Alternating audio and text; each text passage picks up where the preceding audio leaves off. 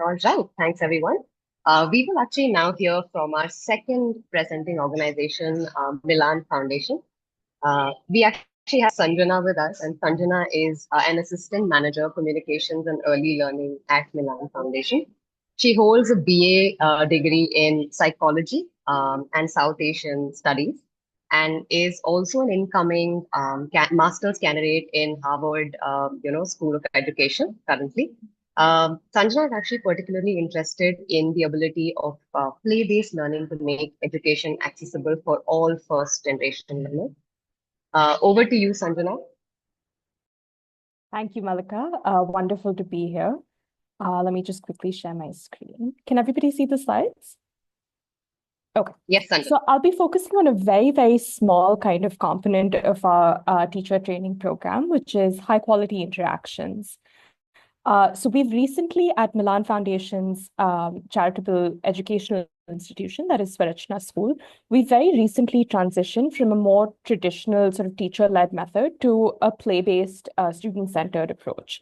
This has obviously been, a real learning curve, both for us as teacher trainers as well as the teachers at the organization.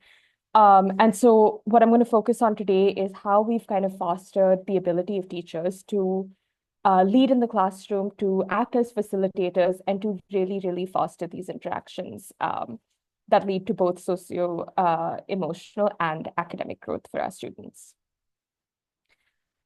So just really quickly, our pre-primary section is very, very small. We serve 150 children ages 3 to 6.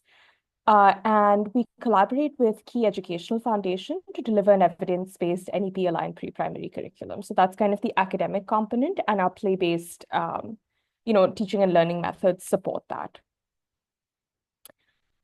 Something that I'd like to focus on is thick conversations. So what exactly do we mean by this? We want teachers to have conversations with students that, number one, encourage consistent back and forth exchange. Number two, we want teachers to have conversations that extend children's languages, particularly in settings like ours, where students are typically first-generation learners, very under-resourced communities, and are struggling with a huge word gap that critically impacts literacy in the later years. Number three, we want them to invite children to talk about what they're doing, so being lives and their interests. And number four, to use these conversations to encourage higher level thinking. What exactly do we mean by back and forth exchanges? So we kind of like to explain this to our teachers as sort of the way that a tennis rally works, right? So one person serves, the other returns, and the intention is to keep that rally going for as long as possible and really draw out the student and their interests in the process. These interactions, they reinforce brain circuits that are at the core of early social, emotional, and communication skills. So these are really brain building sort of exchanges. I'll leave this up for a couple of seconds just for you to look at an example from our classroom. So here, these are two boys in the dramatic play tent. They're working on rolling out some chapatis. So I'll just give you a second to read through the dialogue, and then we'll kind of break that down a little bit.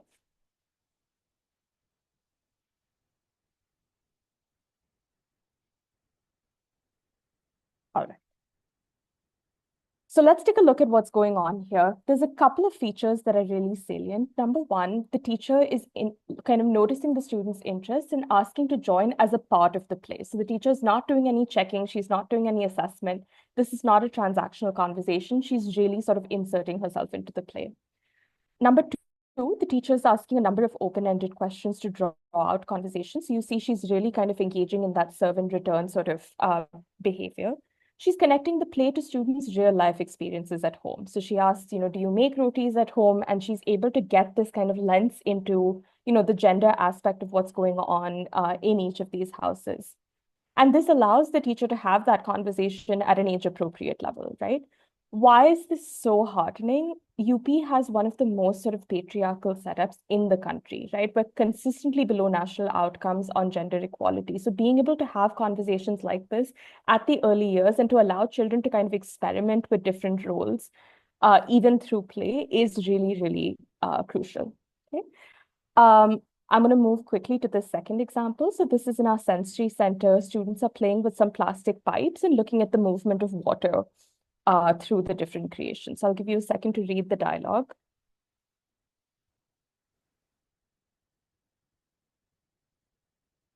All right, so what's special here? Again, you can see that the teacher is engaging in this really rich sort of, serve and return interaction. There's a number of open-ended questions here that in this case are prompting critical thinking. She's scaffolding the ability of the students to arrive at a solution to the problem, which is that they're not being able to get the water to come out. Secondly, you can see that the teacher is introducing a lot of area-specific vocabulary, right? When the students say we're fixing the pipes, she says, oh, you're plumbers. Um, we know from a lot of more traditional pre-primary education, community helpers is a big theme, right? But what this kind of play shows us is that we don't need to sit children down and have them memorize those titles. There's a lot of really organic ways that we can introduce that vocabulary and make sure that students are kind of getting those concepts. So that this is another example that I really, enjoyed from our classrooms. Just a couple of final insights. Number one, continuous teacher training and observation is essential. We have to realize that in low resource settings and perhaps across the board, teachers rarely receive, this kind of training on the fact that their communication matters, right? Most interaction in the classroom tends to be very, very transactional. And so letting teachers know that, the way that they communicate has the ability to make a difference both in the social, emotional, and in academic sense is really, really essential, and giving them the skills to practically kind of do that in the classroom. Number two, the realities in these settings are that student-teacher ratios are often far too high to allow for really meaningful one-on-one time, right? At Milan, fortunately, we have a student-teacher ratio close to 35. It's way above, what the ideal scenario should be in a classroom like this, but it's still a luxury compared to what most government schools look at. I think here, the issue is looking at the quality of conversation over the quantity. So even if the teacher is not able to implement this all of the time, can you have this go on when kids are at recess, perhaps? Can you have this go on when children are in play-based centers and really, encouraging students to be able to operate independently, at least for certain chunks in the day, so that the teacher has the ability to function as a facilitator in this manner. And the last thing that we've seen is that this kind of talk really pays off, right? We see students who only responded non-verbally now being able to use specific language to talk about their play. We hear students talk to themselves as they're working. Pehle ye karna hai, phir wo karna hai. The kind of scaffolding language that teachers are using. They're internalizing all of that. And then we see this peer-to-peer as well. So that has been really, really heartening. I can see Mridula has unmuted. I am done. And please feel free to reach out at these contacts. Thank you so much. Thanks so much, Sanjana, for sharing. And I think what I'm personally taking away is, your examples around the serve and return interaction and the analogy drawn to tennis. I think it was really lovely to hear from you.